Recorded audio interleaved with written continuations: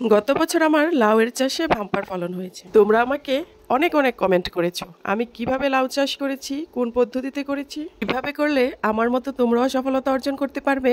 এইরকম হাজার হাজার কমেন্ট তোমরা আমাকে করেছো। কমেন্টের মাধ্যমে এটা বলে বোঝানো সম্ভব না, সেই জন্য আজকে ভিডিওর মাধ্যমে আমি তোমাদেরকে দেখিয়ে দিচ্ছি। আশা করি আমার আজকের এই ভিডিওটাতে তোমরা তোমাদের সবার কমেন্টের উত্তর পেয়ে যাবে, আর ভিডিওটা শেয়ার করে অন্যকে দেখার সুযোগ করে দিও। তারপর সবাই কেমন আছো? আসসালামু আলাইকুম, welcome back to my another blog. এটা হচ্ছে আমার লাউ চাষের জমি। গত বছর আমি এই জমিটাতে লাউ চাষ করে ব্যাপক ফলন পেয়েছিলাম। আর আমার হাতে যে বুলটা দেখতে পাচ্ছ, এটার মধ্যে ইউরিয়া, পটাশ, পিএসপি, ডাইথন সার রয়েছে।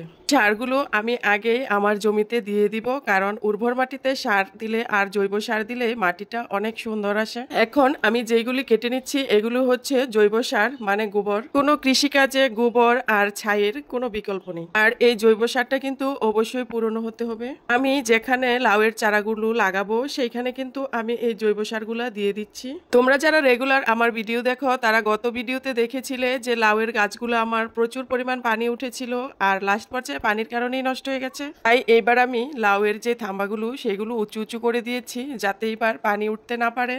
আর সাইড দিয়ে ড্রেনেজ ব্যবস্থা করে দিয়েছি, যাতে পানিগুলা ড্রেনের মধ্যে থাকে, উপরে উঠতে না পারে। আর দেখো, এইগুলা হচ্ছে আমার পুরনো লাউ গাছ। এইগুলোই আমি খুলে ফেলে দিচ্ছি, কারণ নতুন লাউয়ের চারা লাগালে আমার আগের লাউয়ের টালটা সবকিছু পরিষ্কার করে নিতে হবে। আর এখানে যে গাছগুলো দেখতে পাচ্ছ জ্বলে গেছে, এগুলোর মধ্যে কিন্তু আমি ঘাস মরার এক ধরনের কীটনাশক ব্যবহার করেছি, কারণ এই জমিটাতে আমি কিন্তু বাঙ্গি চাষ করেছিলাম।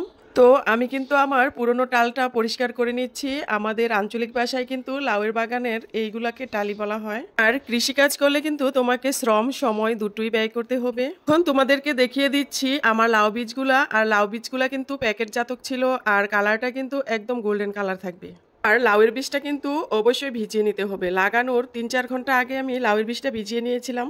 আর মাটিটা একদম ধরে ধরে ঝরঝরে করে ভেঙে নিতে হবে। বীজ লাগানোর পরে এইভাবে উপরে কাগজ দিয়ে আমি একটা ঘর করে নিয়েছি, যাতে মুরগি, গরু, ছাগল নষ্ট না করতে পারে।